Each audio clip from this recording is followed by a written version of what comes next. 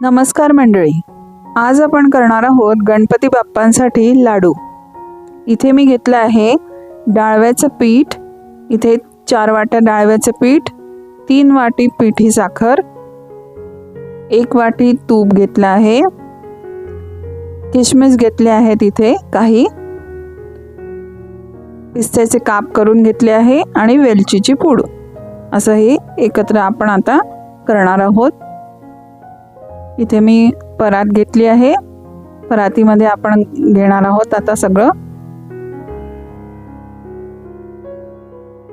हे बघा, डाळीचं पीठ घेतलेलं आहे, डाळव्याचं पीठ। त्यामध्ये मी घालते आहे 1 वाटी तूप आणि आता आपण हे सगळं व्यवस्थित मिसळून घेणार आहोत। छान चोळून याला मिसळून घेणार आहोत। गणपती बाप्पा येणार म्हटलं की मोदक, लाडू यांची अगदी आठवण होतेच। कशी निर्माण झाली असेल ही पद्धत लाडूची, आणि का आणि केव्हापासून? याचं उत्तर शोधता शोधता कळलं की अथर्ववेदाच्या काळानंतर साहित्यात पहिल्यांदा लाडूचा उल्लेख आढळतो। आर्यांच्या काळात देवांना नैवेद्य म्हणून द्यावयाच्या गोष्टींमध्ये लाडूचा उल्लेख आहे। म्हणूनच आपल्या संपूर्ण देशात लाडू करण्याची पद्धत पुरातन आहे। हे बघा, हे इथे व्यवस्थित तूप लागून झालेलं आहे, छान झालं आहे। आता आपण याच्यामध्ये घालणार आहोत साखर। छान मळून झालेलं आहे आणि आपण आता याच्यामध्ये घालणार आहोत पिठी साखर। आपण इथे 4 वाट्या पीठ घेतलं होतं, तर इथे 3 वाटी मी पिठी साखर घेते आहे। आता हे छान सगळं एकत्र मिसळून घ्यायचं आहे।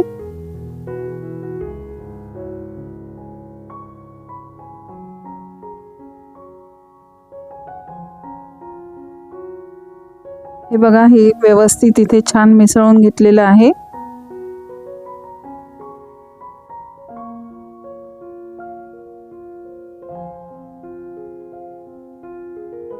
हे बघा, छान झालेलं आहे इथे। आता आपण याच्यामध्ये घालणार आहोत वेलची पावडर।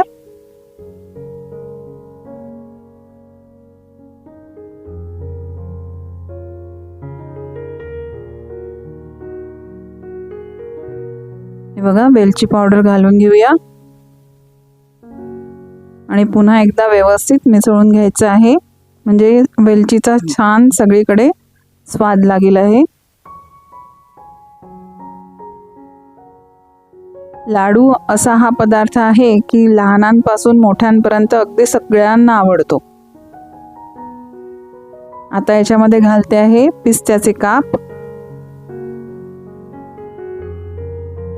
हे पण छान व्यवस्थित मिक्स करून घेते आहे।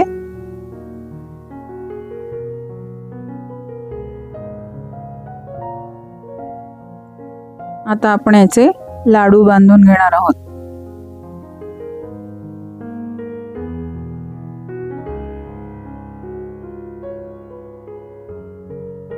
यामध्ये किशमिश घालून घेते आहे आणि आता व्यवस्थित याचे लाडू बांधून घ्यायचे आहेत।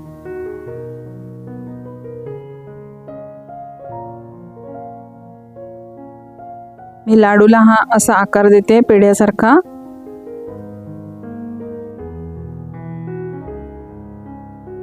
हे बघा, मस्त झाला आहे।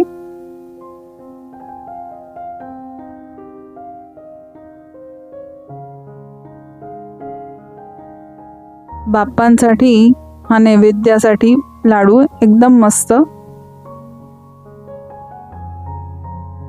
आणि घरात सगळ्यांना आवडेल।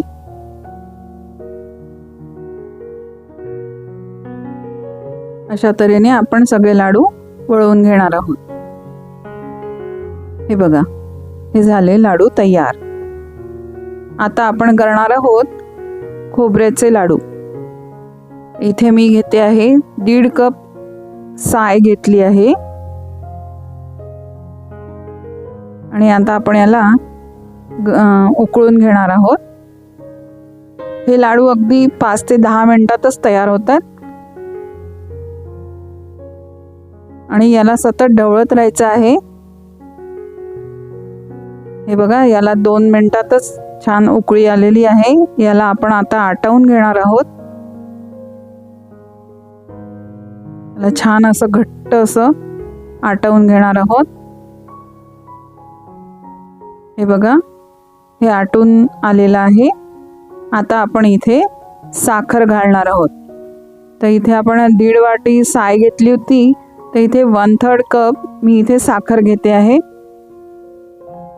आणि आता साखर पूर्णपणे विरघळू द्यायची आहे आणि सतत याला ढवळत राहायचं आहे।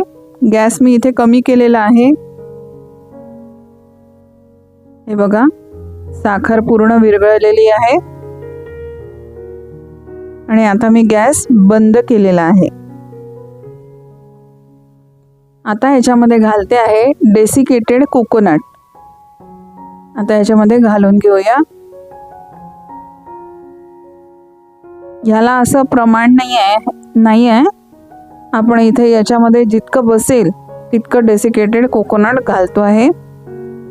साधारण एक अंदाजे 1.5 वाटी साय असेल तर त्यामध्ये 3 वाटी डेसिकेटेड कोकोनट बसतं। असं हे छान व्यवस्थित ढवळून घ्यायचं आहे।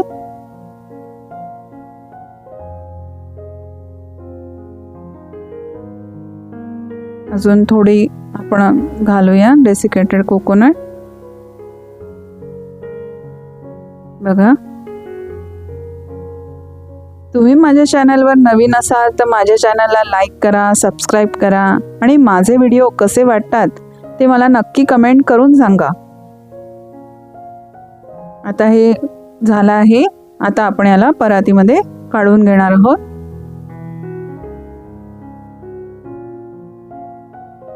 हे बघा, इथे परातीत आपण काढून घेतलं आहे।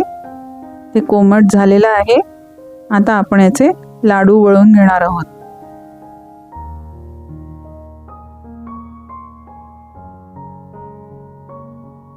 हे लाडू अगदी 5 ते 10 मिनिटातच तयार होतात। आता गणपतीसाठी म्हणून आपण करतोच आहेत लाडू, पण असं कोणी आपल्या घरी पटकन पाहुणे आले तर त्यांच्यासाठी अगदी लवकर गोड काहीतरी करण्यासाठी एकदम मस्त पदार्थ आहे हा।